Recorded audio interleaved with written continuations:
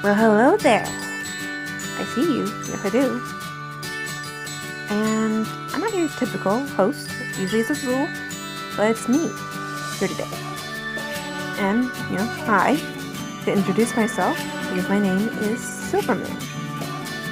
And since Azul is taking a much-deserved rest, I will be hosting this video today. So welcome, awesome viewers, to this video. And as I mentioned before, in the last one, I do content that is prevalent. So for this, will be again about mental health.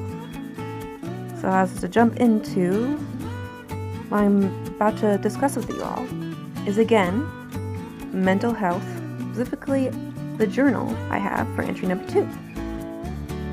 And I think it's helpful. I hope so. But this whole month of May is about mental health awareness. Probably why you're here. And I hope so.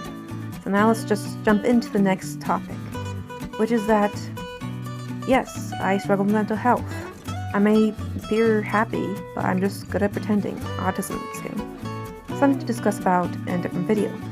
Because mental health matters. I'm going to be going over quotes. In regards to mental health, I being fit for to be helpful versus other ones that are more inspirational, such as I'm about to tell you, is the best use of creativity is imagination. The worst use of creativity is anxiety. And for analysis, yeah, that is completely true. I've had hyperphagia, so yeah, those words are quite valid in that sense. And unfortunately, I had to deal with that, like everyone else. I just deal with it in different ways. And as some ideas, for me, I like to do creative stuff. Because again, anxiety is quite consuming. So by focusing my attention on something, it helps. Because there's a difference between anxiety and disorders. It can be motivational for helping, like for exams, or just stress, but anxiety disorders can come out of nowhere. They're very strong emotional responses. And I'm talking about it because it's quite important. Because a big part of depression is feeling really lonely, even if you're in a room full of a million people. Again, quite a true statement that I'll use, because yes, in a group of strangers, yeah, it's normal to feel lonely, but even amongst friends that I like to hang out with, I still feel alone and lonely. Which is odd to me that I feel that way with people I love, which I don't understand.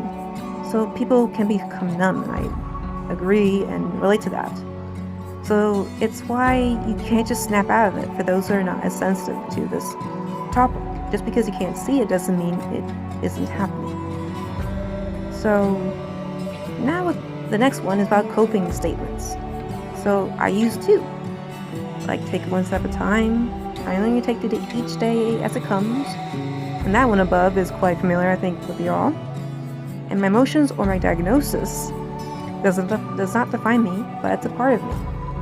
So not all thoughts are true. Sometimes they lie to you. And even though I may not feel it now, things will get better. And yeah, I may not feel like it truly, but I'm capable of doing hard things, and I'm worthy of feeling recovery, and so are you. So what helps with those type of days? Well, cuddling with your pets, journaling, aromatherapy, wearing soft woolly socks, whatever helps you.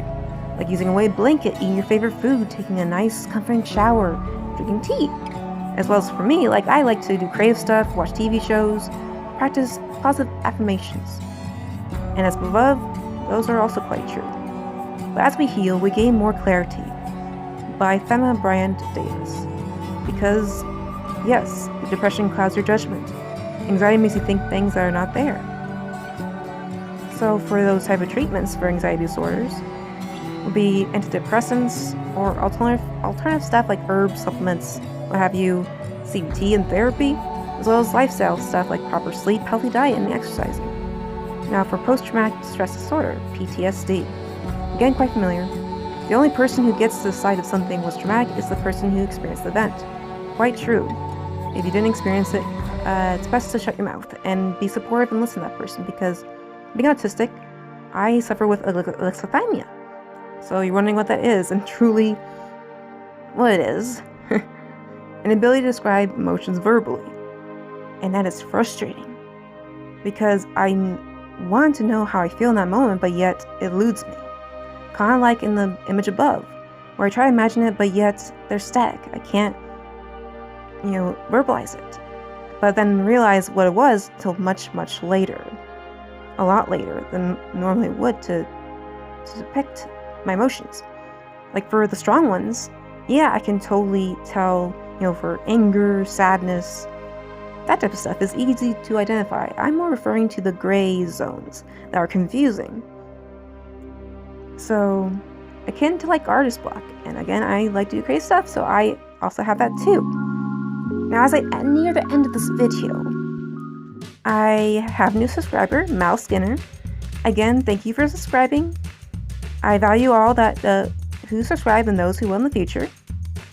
And that is it, my folks. If you like, comment, subscribe, hit that notification button if you want more. And I like this video. This topic in particular is important. Till next time, class of viewers, goodbye.